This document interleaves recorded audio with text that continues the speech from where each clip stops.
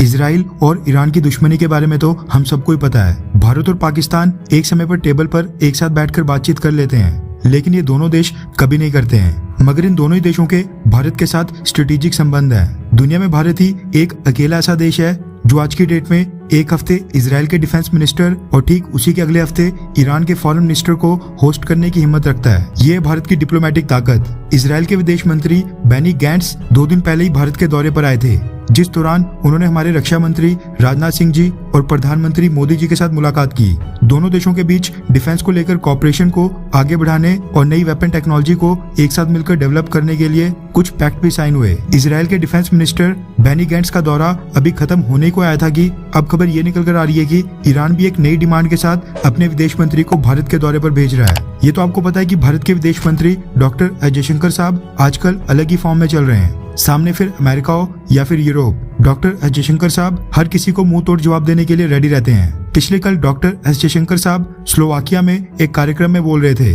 जिस दौरान जब भारत के रशिया से क्रूड ऑयल परचेज करने का मुद्दा उठा तो उसके जवाब में उन्होंने ईरान का नाम लिया था। डॉक्टर एस जयशंकर साहब ने बहुत ही बोल्ड अंदाज में ये जवाब दिया था कि अगर अमेरिका, यूरोप या फिर वेस्टर्न देश भारत द्वारा रशिया से क्रूड ऑयल परचेज करने को लेकर इतने ही चिंतित हो रहे हैं तो फिर वो ईरान या फिर वेनेजुएला के क्रूड ऑयल को इंटरनेशनल मार्केट में आने की परमिशन क्यों नहीं दे देते हैं। जयशंकर साहब ने कहा कि इन सब देशों ने भारत के सारे ऑयल सोर्सेज छीन लिए और अब कहते हैं कि आपको अपने देश के लोगों के लिए इंटरनेशनल मार्केट से भी ऑयल परचेज नहीं करना चाहिए। ये फेयर नहीं है, यानी ये बिल्कुल भी उचित नहीं है। ईरान के फॉरेन मिनिस्टर की विजिट को भी इसी मुद्दे से संबंधित रखकर देखा जा रहा है। रेफरेंस के लिए आपकी स्क्रीन के ऊपर वियॉन वर्ल्ड इज वन न्यूज के आर्टिकल का स्क्रीनशॉट है, जिसके मुताबिक ईरान के विदेश मंत्री हुसैन आमिर अब्दुल्ला अगले हफ्ते भारत के दौरे पर आ रहे हैं। पब्लिक डोमेन में जारी की गई जानकारी के मुताबिक ईरान के विदेश मंत्री भारत आकर चाबहार पोर्ट और अफगानिस्तान मुद्दे के ऊपर डिस्कशन करेंगे।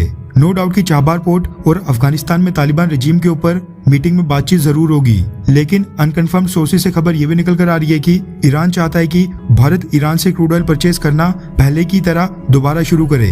ईरान ने इसके लिए भारत को बार्टर ट्रेड का भी ऑफर दिया है, यानी जितनी कीमत का भारत ईरान से क्रूड ऑयल परचेज करेगा उसकी हमें ईरान को कोई पेमेंट ही नहीं देनी पड़ेगी। ईरान उतनी कीमत का भारत से कोई और सामान परचेज कर लेगा, लेकिन भारत की तरफ से ऐसी फिलहाल कोई भी संभावना बिल्कुल नहीं दिखाई दे रही है कि हम ईरान से भी क्रूड ऑयल परचेज करेंगे।